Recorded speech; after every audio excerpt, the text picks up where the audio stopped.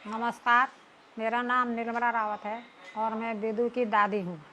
विदु baton Facebook page में मैं आज पितृसत्ता के खिलाफ मुहिम में 2 कविताओं का पाठ करने जा रही हूँ। पहली कविता है सर्वेश्वर दयाल द्वारा रचित कविता मुक्ति की आकांक्षा। एक कविता बताती है कि लड़कियों के लिए आज़ादी के क्या मायने हैं। चिड़िया को लाख समझाओ कि पिंजड़े के बाहर धरती बहुत निर्मम है। वहाँ हवा में उन्हें अपने जिस्म की गंध तक नहीं मिलेगी। यूँ तो बाहर समुद्र है, नदी है, झरना है, पर पानी के लिए भटकना है। यहाँ कटोरी में भरा जल गटकना है, बाहर दाने का टोटा है। यहाँ चुग्गा मोटा है, बाहर बहेलिए का डर है। यहाँ निर्गंध कंठ स्वर है, फिर भी चिड़िया मुक्ति का गाना गाएगी। मारे जाने की आशंका से भरे होने पर भी पिंजरे में जितना अंग निकल सकेगा निकालेगी। हरसों जोर लगाएगी और पिंजरा टूट जाने या खुल जाने पर हो जाएगी। अब मैं दूसरी कविता सुनाने जा रही हूँ, जो निर्मला पुतुल की कविता अपनी बिटिया मुर्मू के लिए है, जो अपनी बिटिया को समाज की कटु वास्तविकता से सजग कराती है। बिटिया मुर्मू के लिए उठो कि अपने अंधेरे के खिलाफ उठो, उठो अपने पीछे चल रही साजिश के खिलाफ। उठो कि तुम जहाँ हो वहाँ से उठो, जैसे तूफान से बवंडर उठता है, उठती हैं जैसे राख में दबी चिंगारी। देखो अपनी बस्ती के सीमांत पर जहाँ धाराशायी हो रहे हैं पेड़, कुल्हाड़ियों के सामने असहाय रोज नंगी होती बस्तियाँ। एक रोज मांगेगी तुमसे तुम्हारी खामोशी का जवाब। सोचो तुम्हारे पसीने से पुष्ट हुए दाने एक दिन लौटते हैं तुम्हारे मुंह चढ़ाते तुम्हारी ही बस्ती की दुकानों पर। कैसा लगता है तुम्हें जब तुम्हारी ही चीज़ें तुम्हारे पहुँच से दूर ही होती दिखती हैं। नमस्कार। मैं साधना मोहन देहरादून से मैं कमला सिंघवी की कविता का पाठ कर रही हूँ। राम, मैंने तुम्हें आज तक माफ नहीं किया है। तुम्हारी अंतरात्मा ने कभी स्वीकार नहीं किया कि सीता अपवित्र है। तुमने अपनी मर्यादा की खातिर अपनी अंतरात्मा को अनसुना कर दिया। तुमने सीता की अग्नि परीक्षा ली। तुमसे एक प्रश्न पूछूं मेरे राम, तुमने स्वयं क्यों नहीं दी अग्नि परीक्षा? तुम भी तो उतने दिन अकेले रहे राजभवन में सीता के बिना। जानते हो तुम्हारी चलाई हुई इस परंपरा की आग में आज भी कितनी औरतों को अग्नि परीक्षा देनी पड़ रही है। सीता, मैं तुमको भी माफ नहीं कर सकती। तुमने क्यों नहीं राम की अग्नि परीक्षा ली? खामोशी को पीते हुए चुपचाप अपनी परीक्षा क्यों दी? अपने प्रति हो रहे अन्याय के विरोध में तुमने एक शब्द भी नहीं कहा। जानती हो इसका परिणाम क्या हुआ? अन्याय का प्रतिवाद सुनने, कहने और समझने का स्वभाव ही पुरुष जाति का ना रहा। तुम्हें कैसे माफ कर दूं? पर आज भी यदि कोई मुझसे पूछे कि सीता सावित्री में से एक मैं क्या बनना चाहूंगी, तो मेरा उत्तर होगा मैं सीता बनना चाहूंगी। क्योंकि सीता ने धरती को फट जाने का आदेश देकर अपने अस्तित्व को अनुबंधित होने से बचा लिया और धरती ने उसके इस अस्तित्व बोध की खातिर उसे अपने में समा लिया और सीता ने धरती में समाकर अनबोले ही राम को शेष जीवन का वनवास दे दिया। धन्यवाद। दिखाओ।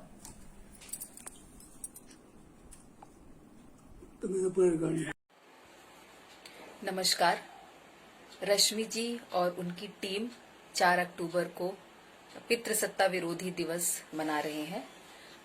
इसका नाम उन्होंने दिया है पितृसत्ता से दूर मानवता की ओर। उस उपलक्ष्य में मैं अपनी एक कविता आप लोगों को सुनाना चाहती हूँ। I can't breathe, I can't breathe, मुझे घुटन हो रही है। सदियां बीत गई, मेरे फेफड़े नहीं भर सके ताजी हवा से।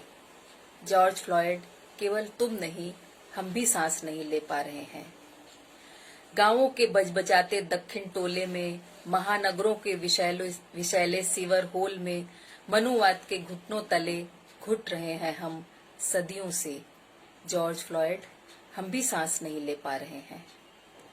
घरों के सामंती बाड़े में, रसोई घर के धुएं में, धर्म ग्रंथों के पन्नों तले, पितृसत्ता के कदमों तले घुट रहे हैं हम सदियों से।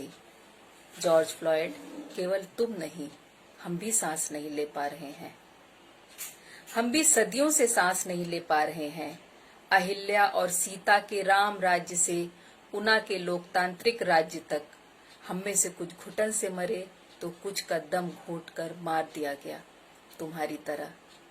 रोहित वेमुला, प्रियंका वोट मांगे, सुरेखा वोट मांगे, पायल तडवी, मनीषा और कई अनाम नामों की लंबी श्रृंखला है जो इस घुटन से मारे गए। जॉर्ज फ्लॉयड, तुम्हें यूं मरते देख हमारी घुटन बढ़ रही है। पूरी दुनिया में घुटन बढ़ गई है। अचानक हम सब ने एक साथ महसूस किया, वी कांट ब्रीथ, हमें ताजी हवा चाहिए। तुम्हारे देश में लोग मुट्ठी ताने सड़कों पर उतर गए हैं, घुटन से निकलने के लिए, ताजी हवा के लिए। जॉर्ज फ्लॉयड, यह हवा आंधी बन सकती है, इसे इधर भी आने दो। पितृसत्ता अब और नहीं। इस अवसर पर मेरी एक और कविता, अगर तुम औरत हो। अगर तुम कश्मीरी औरत हो तो राष्ट्रभक्ति के लिए हो सकता है तुम्हारा बलात्कार। अगर तुम कश्मीरी औरत हो तो राष्ट्रभक्ति के लिए हो सकता है तुम्हारा बलात्कार। बलात्कारियों के समर्थन में फहराए जा सकते हैं तिरंगे। अगर तुम मणिपुर या 7 बहनों के देश की बेटी हो तो भी रौंदी जा सकती हो तुम। राष्ट्रभक्ति के लिए तुम्हारी योनि में मारी जा सकती है गोली। अगर तुम आदिवासी औरत हो तो तुम्हारी योनि में भरे जा सकते हैं पत्थर और कभी भी काटा या निचोड़ा जा सकता है तुम्हारा स्तन राष्ट्रपति पुरस्कार के लिए। अगर तुम सभी साथियों को नमस्कार। साथियों, पितृसत्ता से दूर मानवता की ओर। पितृसत्ता अब और नहीं, जैसे महत्वपूर्ण और समसामयिक विषय पर चर्चा ही करने हेतु साथी महेश पुनेठा और सभी साथियों ने एक चर्चा आरंभ की है। इसके लिए सभी साथियों का बहुत बहुत धन्यवाद। और एक अच्छा विषय इन्होंने उठाया है और मैं चाहती हूं कि ये आगे भी निरंतर जारी रहे। और इस तरह से अगर हम समाज से इस गंदगी को दूर करना चाहते हैं तो ऐसे विषय पे हमको समय समय पर चर्चा करनी चाहिए और युवा साथियों से संवाद करना चाहिए। जो हमारी आने वाली पीढ़ी है उनके साथ संवाद करना चाहिए। तो इस पर एक छोटा सा वीडियो में प्रस्तुत कर रही हूं, तो आपके सामने ये प्रस्तुत है। बलात्कारी ठहाके मार रहे हैं, बलात्कारी ठहाके मार रहे हैं, जश्न मना रहे हैं किसी की समूची मौत का, क्योंकि उसके अंदर की जो एक स्त्री थी उसने केवल बाहर झांकने की कोशिश की थी, बस। मर्दों की दुनिया में उसने की थी अपनी औकात से बाहर जाने की कोशिश, बस वो समूची मार दी गई। कई सर्द सदियां बीतने के बाद लगे थे उसके हौसलों को पंख, लेकिन उड़ने से पहले ही वो काट दिए गए। पर सुनो, सिर्फ मर्दों की दुनिया के ए दरिंदों, अब बन रही है इंसाफ का हक मांगने वालों की सेना, हक दिलाने वालों की सेना, मांगे नहीं मिले तो छीन लेने वालों की सेना। वो सेना चाहे तो तुम्हें खाक कर सकती है, चाहे तो तुम्हें नेस्तनाबूद कर सकती है, लेकिन वो ऐसा नहीं करेगी। वो चाहती है कि इस धरा पर खिलते रहें सदा समता और समानता के पुष्प और पूरे चमन में बिखेरते रहें अपनी छटा। वो महकाते रहें इस प्यारी सी धरती को। नमस्कार। कविता का शीर्षक है सौभाग्यवती। सुनो लोगों, मुझे सौभाग्यवती का आशीर्वाद देते हुए हिचको नहीं। न ही दांतों तले काटो अपनी जुबान, न ही अरे रे हे राम कह दया से देखो। यूं तो मैं किसी भाग्य वाक्य को मानती नहीं, फिर भी कहती हूं तुमसे सौभाग्यवती हूं मैं। खूब लाड प्यार में पली बड़ी हूँ, खूब अरमान और शान से ब्याही गई। मैं किसी पर थोपी नहीं गई, मुझे प्रार्थनाओं और व्रतों से पाया था किसी ने। मैं उसके लिए चांद सूरज थी, सुबह की मुस्कान रात का आराम थी।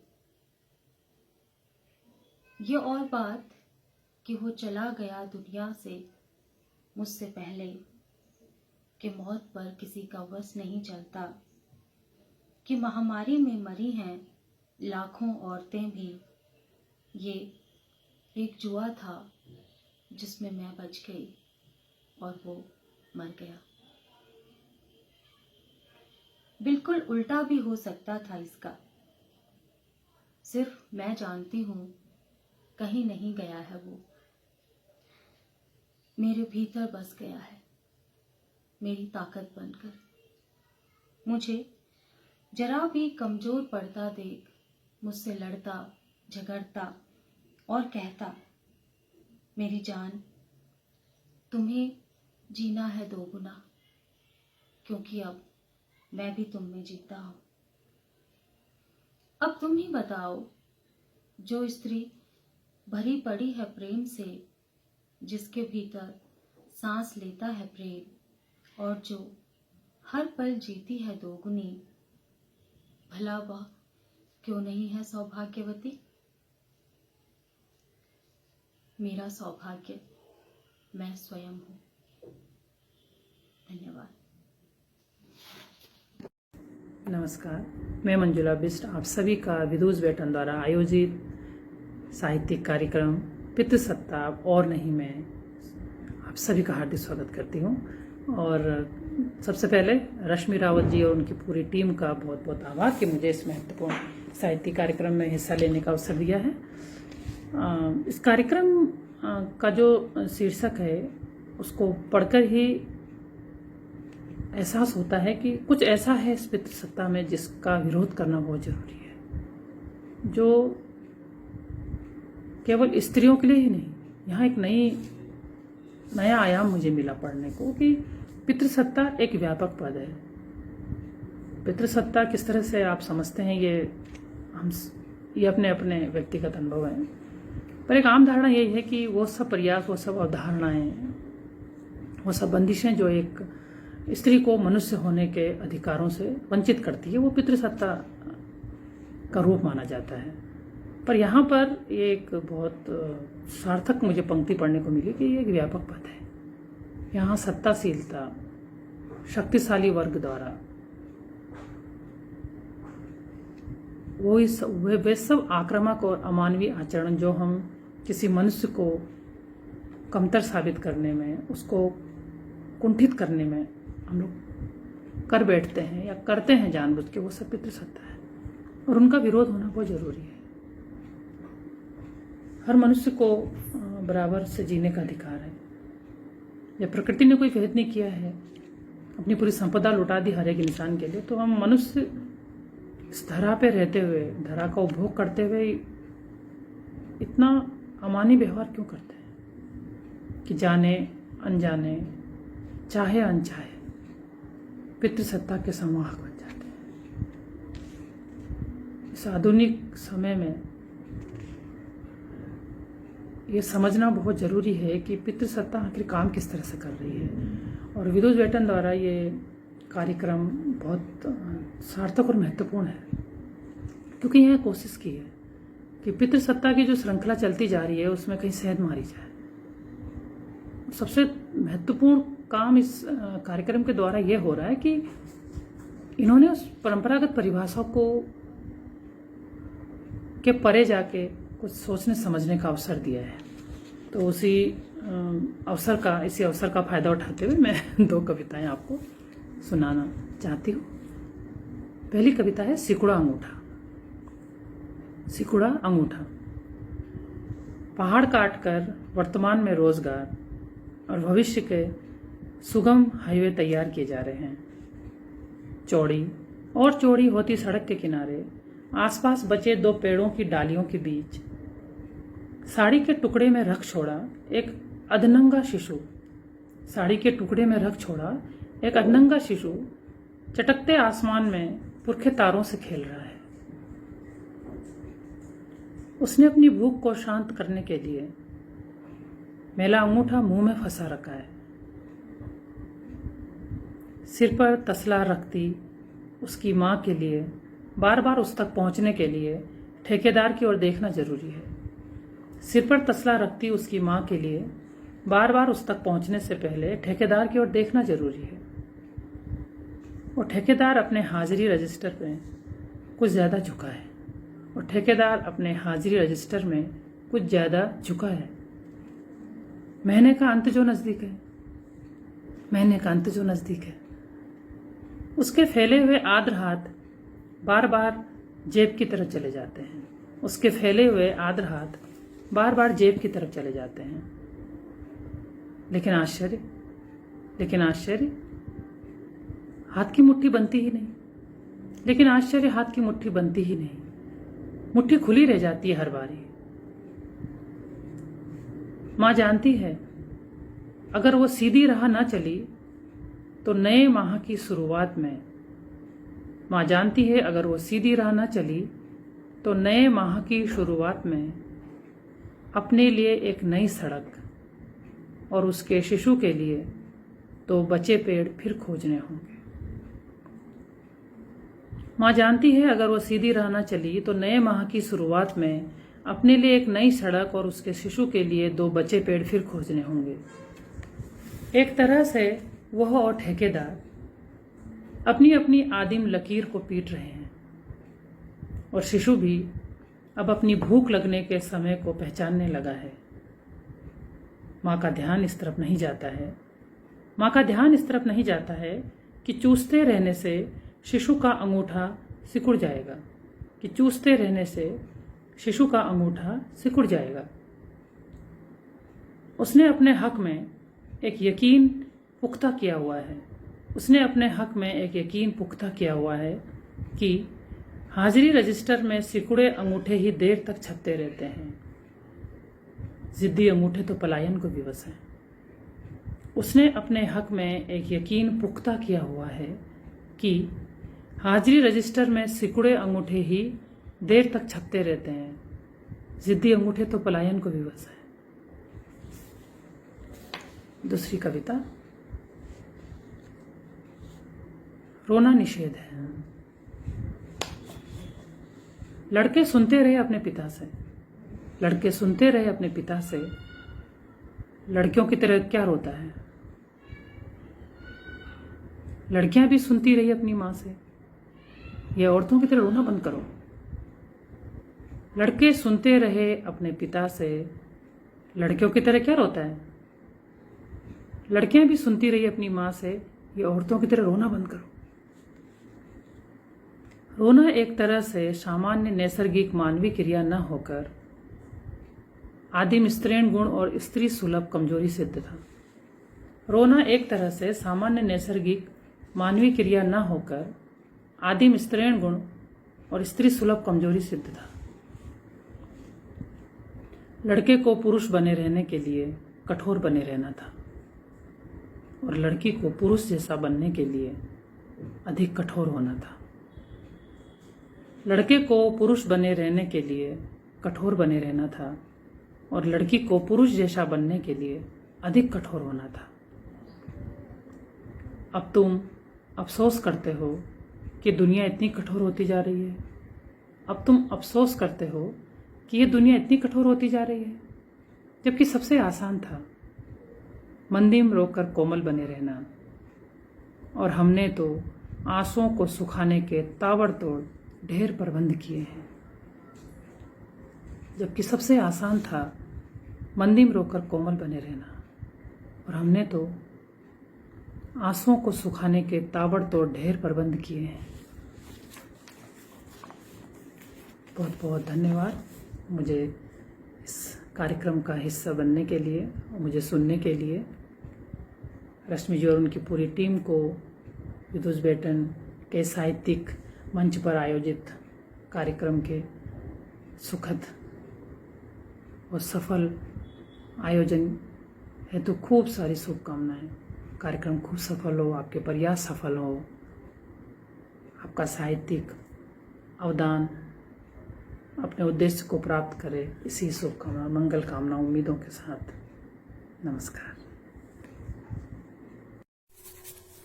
नमस्कार दोस्तों, मैं रेखा वर्मा विदुष बैटन के मंच पर उनकी पहल पितृसत्ताप और नहीं के शीर्षक के तले अपनी 2 कविताएं आप लोग सब लोगों के सामने रखना चाहती हूँ। डॉक्टर रश्मि रावत जी का बहुत धन्यवाद जो उन्होंने इस पहल में मुझे हिस्सेदारी का मौका दिया। तो मेरी जो पहली कविता है वो उस सोच को लेकर है जिसमें किसी महिला की अपनी पहचान नगण्य हो जाती है जब उसे उसके नाम से ना बुलाकर किसी पुरुष से रिलेट करके जो है उसको उसका इंट्रोडक्शन जो है वो कराया जाता है। तो इससे मैं अक्सर झेलती हूँ अपनी लाइफ में। उसी झेलने को लेकर ये मैंने लिखा था जवाब देने के लिए जब किसी ने मुझे इंट्रोडक्ट कराया था और कहा था कि ये उनकी पत्नी है या ये उनकी बहन है इस तरह से, तो मुझे बहुत बुरा लगा और उस बुरे लगने को मैंने अपनी पंक्तियों के रूप में उसको अंकित किया। तो जो मेरी पंक्तियां हैं उस कविता का जो शीर्षक है वो है फलां से मैं तक। तो जब कोई कहता है मैं फलां की बेटी हूँ, जब कोई कहता है ये फलां की बेटी है, जब कोई कहता है ये फलां की बहन है, जब कोई कहता है ये फलां की पत्नी है, जब कोई कहता है ये फलां की बेटी है, ये फलां की बहन है, ये फलां की पत्नी है, ये फलां की ये है, ये फलां की वो है, मैं एक रेखा और गाढ़ी और काली कर देती हूँ। मैं एक रेखा और गाढ़ी और काली कर देती हूँ और कमर कस लेती हूँ और कहती हूँ तैयारी करो कसर अभी बाकी है, और कहती हूँ तैयारी करो कसर अभी बाकी है, लड़ाई अभी और मजबूत करनी है। Thank you. तो ये मेरी पहली कविता थी जो मैं आप लोगों के सामने रखना चाहती थी। और दूसरी जो कविता है वो है भागने वाली लड़कियां। उसका शीर्षक है भागने वाली लड़कियां। अक्सर हम देखते हैं कि समाज में हमारी सोसाइटी में लड़कियां बहुत प्यारी होती हैं, पिता को परिवार के सामने रखने की कोशिश करती है या रखती है, ज़्यादातर तो हिम्मत ही नहीं कर पाती हैं कि मैं रखूं इस बात को। तो ये भागने वाली लड़कियां जो है उसी को लेकर के है, क्योंकि जब पापा की परी जैसे ही अपना निर्णय बताती है तो वो पापा की परी न रहकर जो है पापा की सबसे बड़ी दुश्मन और नाक कटवाने की सबसे बड़ी हिस्सेदारी जो है वो उस परी पर आ जाती है। तो असल में ये इसलिए था कि मैं खुद जो है भागकर शादी करना चाहती थी, लेकिन ऐसा नहीं हो पाया। मेरी फैमिली जो है पता नहीं क्यों आसानी से मान गई। तो ये मेरी जो है इच्छा थी उस समय पे, मतलब कोई इसको बेवकूफ़ाना हरकत कह सकता है, बट क्या करूँ, मैं ऐसी ही हूँ। तो अपनी कविता जो मैं आप लोगों के सामने रखना चाहती हूँ वो है कि भागने वाली लड़कियाँ। तो भागने वाली लड़कियाँ तेरे चेहरे का हर भेद खोलती हैं। ये समाज है जिसके चेहरे का भेद खुल जाता है जैसे ही लड़की कोई भागती है, अपने निर्णय लेती है। तो तेरे चेहरे का हर भेद खोलती है तेरी खींची लकीरें, तेरी बांधी सीमाएं, तेरी खींची लकीरें, तेरी बांधी सीमाएं लांघती हैं, तेरी खींची रेखाएं, तेरी बांधी सीमाएं लांघती हैं। रास्ते में खड़ी की जो दीवारें तेरी हर दीवारें तोड़ती हैं। रास्ते में खड़ी की जो दीवारें तेरी हर दीवारें तोड़ती है।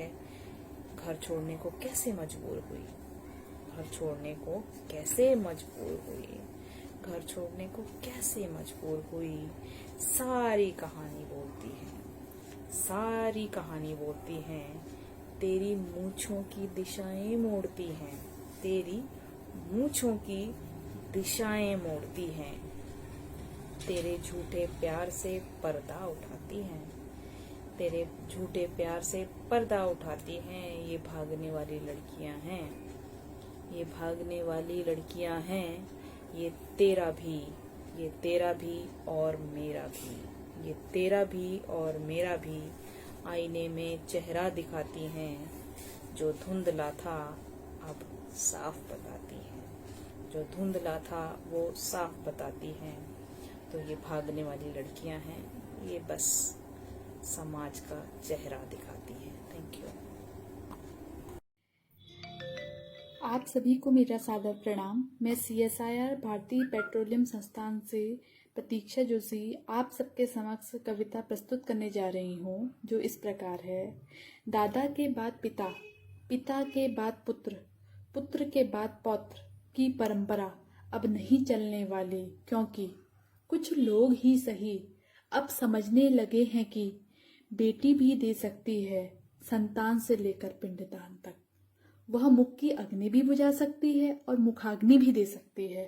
अरे आधी आबादी के ठेकेदारों, देखो तुम्हारे लाख चाहने के बावजूद आज बेटियां समुद्र की गहराई से एवरेस्ट की ऊंचाई तक नाप चुकी है। नहीं ना पाई तो सिर्फ तुम्हारी पुत्र कामना की तहा। तुम्हारी सत्ता के तिलिस्म अब टूटने लगे हैं। लीक पीटने से कुछ नहीं होगा, जीवन के यथार्थ से इन लीकों का अस्तित्व गायब है। समय के साथ साथ छींचते हैं आदर्श, बदलती हैं परंपराएं, तभी नया युग जन्म लेता है। मानवता के इतिहास में एक बार फिर एक नए युग के शीर्ष पर चढ़ चुकी है दुर्वा, लेकिन यह युग स्त्री पुरुष का ना होकर समानता का होगा, सह अस्तित्व का होगा, जिससे जन्मेगी सच्ची मानवता। धन्यवाद। प्रस्तुत करने जा रही हूँ जो इस प्रकार है। कुछ गालियाँ, तालियाँ, सवालिया निशान बनाए और लगाए हैं पुरुष मानसिकता ने, इसलिए उनके दायरे में सिर्फ औरतें आती हैं। यह अधूरी मानसिकता द्वारा बनाए गए अधूरे कानून से पूरी पैमाइश हो सकती है भला? पुत्र के बाद पौत्र की ख्वाहिश रखने वालों, बिना औरत के नहीं उगती है बेटों की फसल। भला प्रकृति को भूलकर पुरुष की सत्ता कैसी? और हाँ, अगर औरत से या उसके अंग विशेष से ही संबंध स्थापित करके आपकी गालियों में ढली अहिंसक घृणा से आपको मुक्ति मिलती हो, तो ये जान लो तुम्हें जनने वाली भी एक औरत ही थी। यह पितृसत्ता का छलावा अब नहीं चलेगा ज्यादा दिन, क्योंकि अब लड़कियां सशक्त बनकर उभर रही हैं जीवन के जंगल में। और जंगल का कानून यह बताता है कि जिसमें ताकत है वही जीता है, जीवित रहता है। यहाँ गुण से ना सही, भय से भी अब असमानता के पैरोकार लड़खड़ाती जुबान से, फुसफुसाती दबी आवाज में अपने डर को जुबान देने लगे हैं, करने लगी हैं औरतें समानता की मांग। धन्यवाद।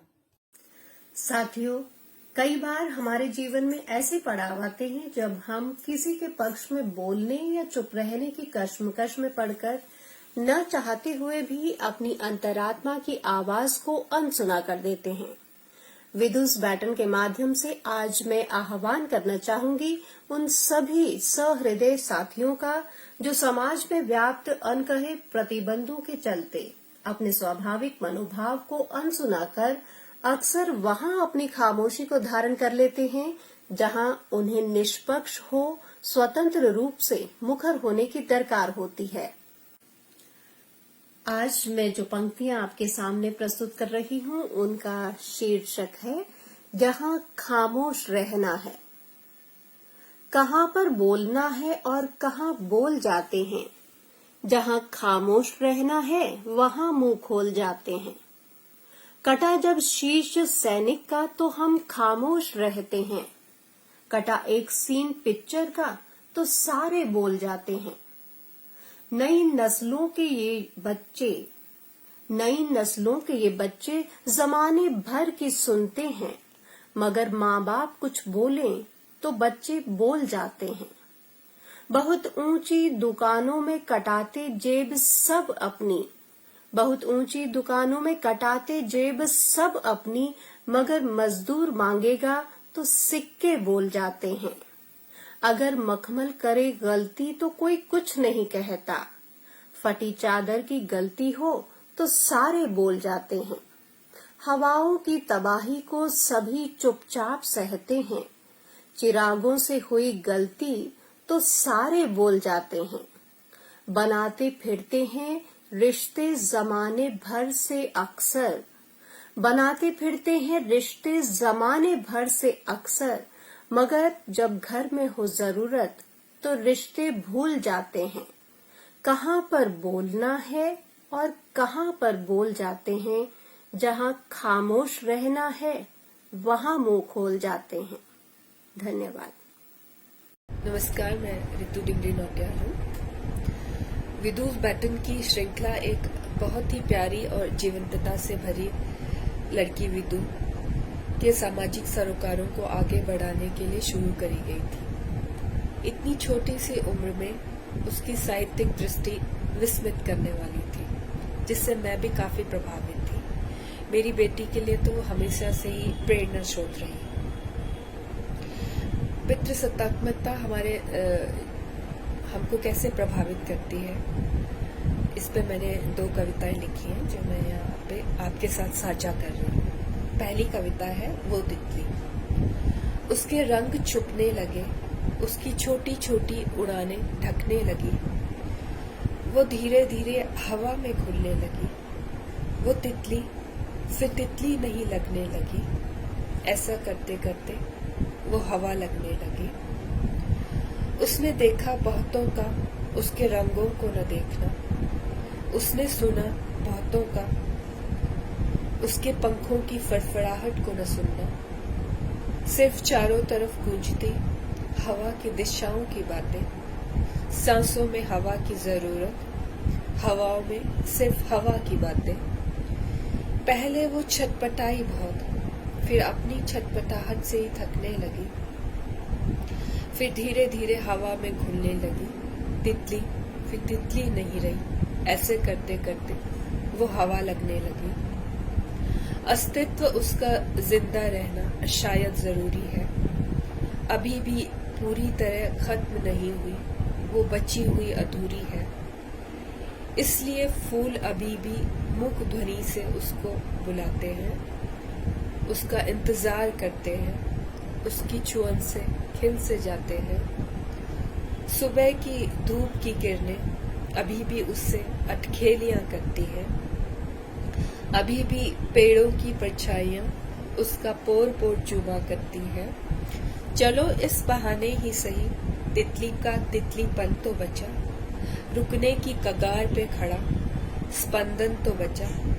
शायद कभी बहुतों की उक आए आंखें, उसके पंखों की फड़फड़ाहट को सुनने के लिए उक आए कान।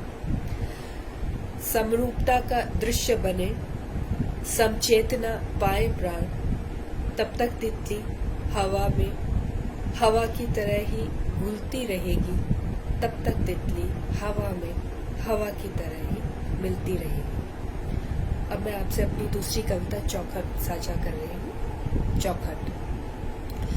चौखट के बाहर कदम रखने वालों के लिए बदल जाती है नजर, चौखट के अंदर रहने वालों की और चौखट के बाहर रहने वालों की।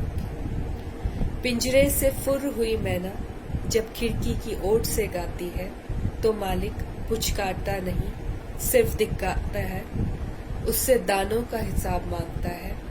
भूल जाता है उन गीतों को जो मैना ने सिर्फ उसके लिए गाए थे, उसके अंदर बसे प्रेम के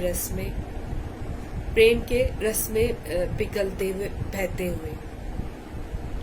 मैना को भी पता चले वो प्रेम भी एक पिंजरा था जिसको छोड़ उड़ चली वो। भेड़ के असली रंग को कोई नहीं खोजना चाहता, पास के चश्मे से काला रंग दिख गया, वही उसका रंग कहलाता है। पहाड़ी से खाई की तरफ फिसलती भेड़ को पता रहे, अब ये उसके अकेले की लड़ाई है। पर इस दम पे वो जितना चढ़ पाएगी, शिखरों के लिए वो नई ऊंचाई कहलाएगी। काला काजल आंखों को सजाएगा, रंग का नया समीकरण तय किया जाएगा। आखिरी चौखट पार करते हुए कौन कितनी पोटलियों का बोझ साथ लिए हुए है, उसने अपने अंदर कितनी चौखटें पार की है, उनके हिसाब किताब में सब है। धन्यवाद।